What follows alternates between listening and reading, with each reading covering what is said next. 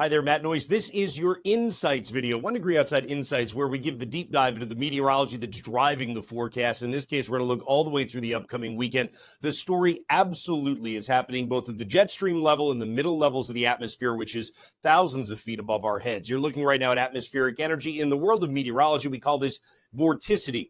One of the things that you learn about in meteorology is that basically when there's spin in the atmosphere, that indicates there's energy, or energy in the atmosphere results in spin. You can look at it either way, but what this is doing is plotting essentially where that spin and energy is located. So what we're looking at is two different big areas of disturbed weather, upper level storms, so to speak. This is New England, and then when we go to the north and east, you've got one that's parked out just northeast of Prince Edward Island today, and then the other one is off to the north and west, diving down across Winnipeg. Again, this is the map today. If I go through to tomorrow on Thursday, big area digging down in toward Toronto, lots of energy coming in.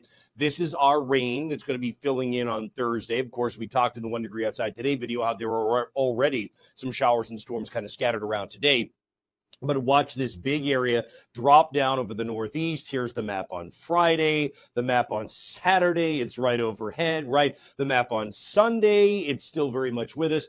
Look, I can't promise you any of these days will be dry with this kind of atmospheric energy overhead. So I think we have to be in the mindset that on each day, there is the chance for scattered showers and thunder to bubble up. And on each day, with the exception of Thursday, the greater chance is probably in the midday to the afternoon, although Sunday would depend on what time the heart of that disturbance comes by.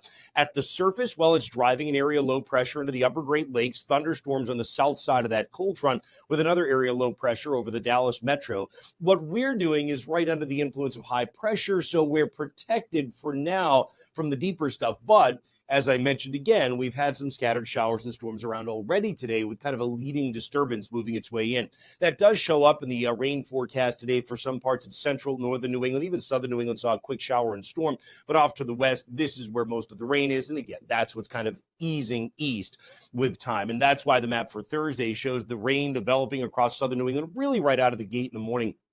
In Connecticut, in much of western Mass. I think north of the Pike, you can see at 9 a.m., it's just coming in on top of you. But by mid to late morning, most of southern New England, western New England's raining. The farther northeast you are, notice you can hold the rain off on Thursday, actually even all the way toward the end of the day, right? Just not the case for the rest of us. You're in and out of that rain. That does hold the temperatures down. That, along with the fact that the winds out of the south and southeast and any component off the ocean, is going to keep you cooler as well. Then as we get to the overnight on Thursday night, we expect the showers to begin to break up somewhat. Temperatures are going to stay fairly mild, running in the 60s.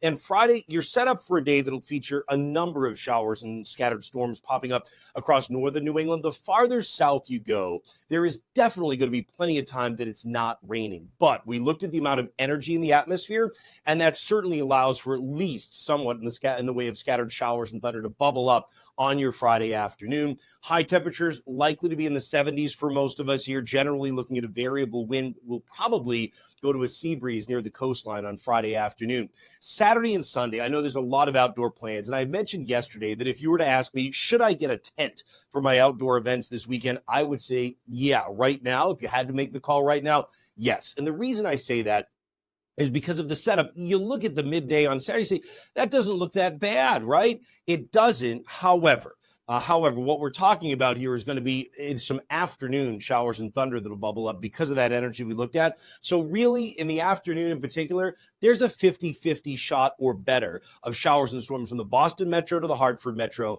points north and west through New England. All right, now high temperatures, a little bit cooler on Saturday for many of us. Although the wind is out of the west-southwest, there's just a lot of clouds that bubble up. You're still in the 70s. It's not bad, but you get the idea for what I'm talking about. And everywhere in green is where there's a chance of showers and storms popping up. And you see, yeah, that's even down in Hartford.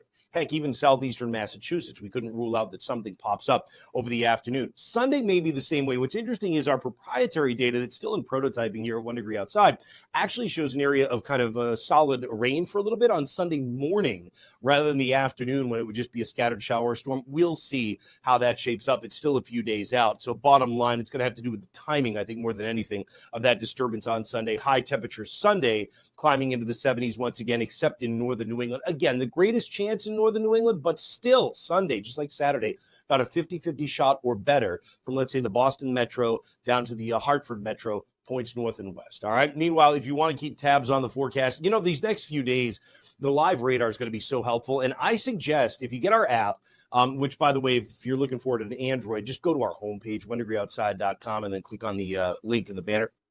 But if you get our app, I would suggest on that interactive radar, do the option next to the timeline that says past plus future. That shows you the radar leading up to now. It shows you the radar right now, and it shows you the radar over the coming hours. All right, that's the way things look for now. I hope this has been helpful in making your weekend plans. Have a great rest of your day.